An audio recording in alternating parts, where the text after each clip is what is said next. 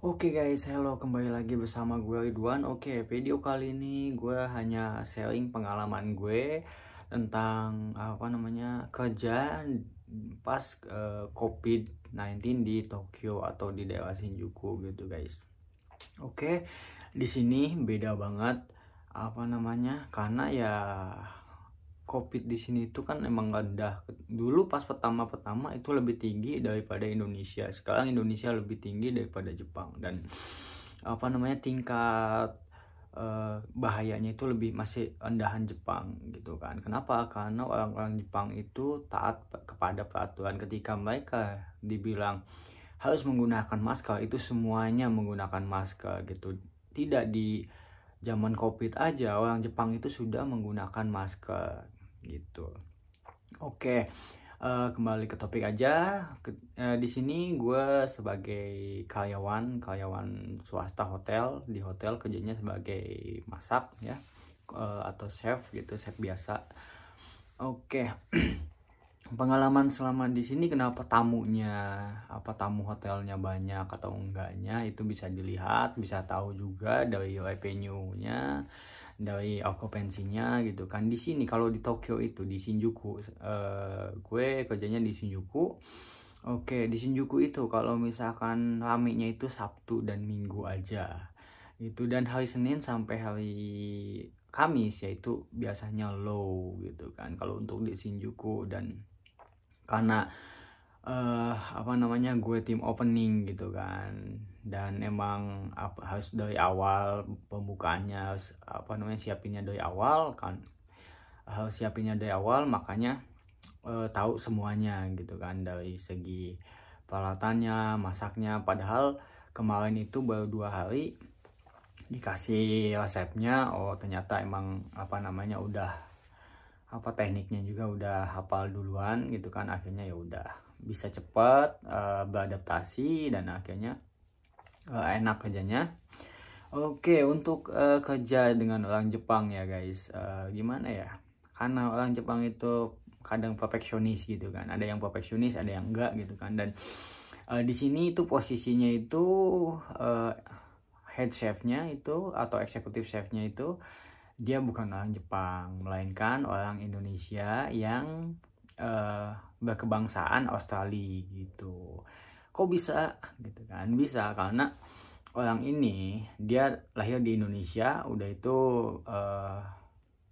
kuliah di Australia, seperti itu guys. Jadi dia itu bisa ngeganti pasportnya itu pas di Australia. Dia tinggal lama di Australia, akhirnya dia bisa ganti paspor seperti itu.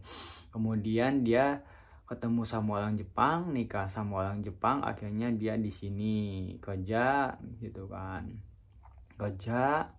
Udah itu akhirnya jadi eksekutif chef gitu kan.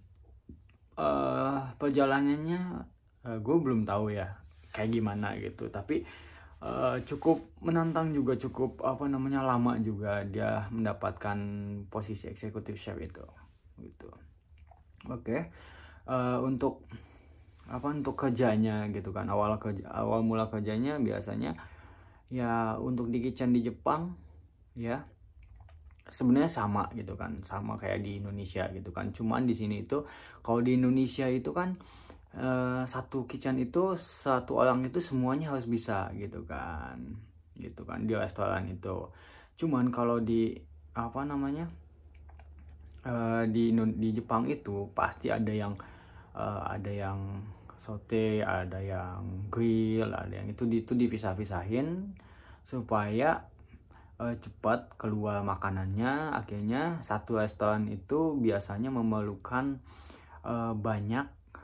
banyak staff gitu kan. Dihitung-hitung itu nyampe 50, hampir hampir setengah dari hampir setengah dari populasi pekerja di hotel itu kitchen gitu kan. Pastry aja udah 12 gitu kan, pastry aja. Dan untuk kitchen, untuk hot dan lain sebagainya, selain kitchen ya, dapur biasa itu sekitar 30 lebih lah ya. Oke. Dan itu juga masih belum cukup. Kenapa? Karena ya satu section itu memerlukan 4 orang minimal. Kenapa? Karena ketika di waktu sibuk itu crowded banget, dan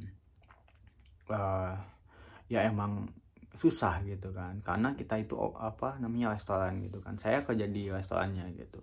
Dan jangan kaget kalau kalian lihat kitchen di Jepang itu kecil-kecil, karena ya Tokyo itu kecil gitu kan, di Tokyo itu kecil, dan di luar Tokyo pun juga kecil-kecil gitu kan, karena untuk meminimalisir tempat sih, seperti itu sih kalau menurut saya. Untuk makanan di hotel gitu kan,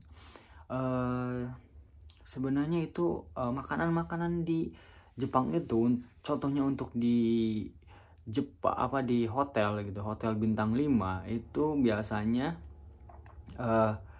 makanan-makanan seperti kontinental itu hanya menggunakan bahan-bahan lokal gitu. Contohnya saya kerja di perusahaan hotel dari Amerika gitu. Kita itu membuat seperti masakan dari Amerika, cuman bahan-bahannya dimodifikasi dari bahan-bahan lokal, seperti misalkan barbecue sauce, atau misalkan barbecue sausnya dikasih bahan-bahan lokal dari sini, akhirnya jadi barbecue sauce fusion dari Jepang ke fusion dari Jepang dan Amerika, seperti itu. Gitu. Teknik memasaknya sama sih. Biasanya kebanyakan itu pan cuisine atau French teknik gitu kan. Seperti itu. Kita menggunakan teknik-teknik ala-ala Prancis. Kenapa? Karena emang Prancis itu sejarah masakannya itu emang kuat banget. Prancis, Itali itu kuat banget. Nah, makanya dimanapun kita berada pasti kita melihat teknik-teknik Prancis gitu. Ada juga yang gastronomi molekuler. Kalau kalian tahu gastronomi molekuler, berarti kalian adalah orang-orang modern gitu kan. Kenapa? Karena gastronomi molekuler adalah teknik yang modern gitu. Modern dalam artian teknik gastronomi molekuler itu menggunakan bahan kimia, menggunakan ilmu sains gitu, ilmu sains yang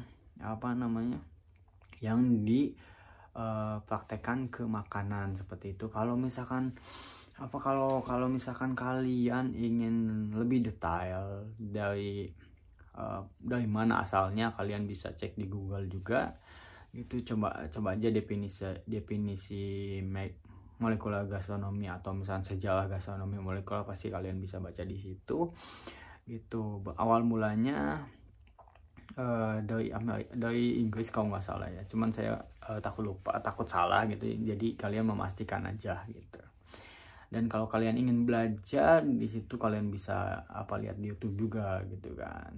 Banyak kok chef-chef yang menggunakan gastronomi molekuler gitu.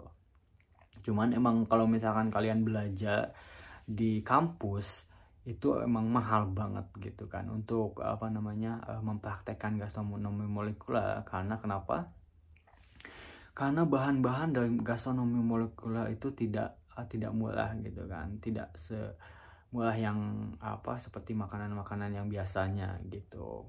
Contohnya bikin ketoprak gitu kan, tahunya 3.000 misalkan. Bahan-bahan untuk menjadikan bentuk lain, misalkan kalian bisa kalau di Indonesia itu, di Jakarta itu ada gastronomi molekuler restoran, cuman mahal juga untuk reservasinya. Harus reservasi juga minimal 1 minggu sebelum, dan harga reservasinya itu sekitar 1,5 jutaan sampai 2 jutaan per orang. Itu dua orang itu jadi total paling 3 jutaan, kalau misalkan nggak salah 2 jutaan 3 jutaan gitu.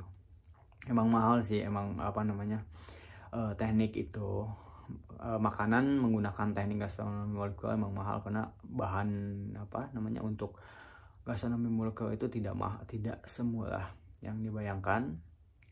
Oke.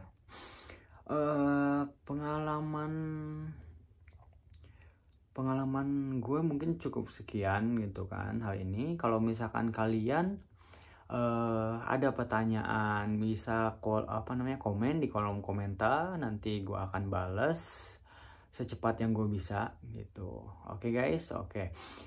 Jangan lupa subscribe juga dan follow Instagram gue di @ridwanNN77. Kalian bisa lihat di deskripsi gue nya. Itu tertera Instagram gue. Oke. Jangan lupa subscribe juga ya. Subscribe. Kenapa? Karena ketika kalian subscribe dan nonton juga, itu membuat gue semangat lagi bikin video-video terbaru tentang Jepang, tentang kehidupan Jepang, tentang kerja sebagai chef di Jepang, seperti itu guys. Oke, di hotel dan di restoran kerjanya itu. Kalau kalian pengen tahu, ya ikuti YouTube saya. Oke guys, see you di next video, bye bye.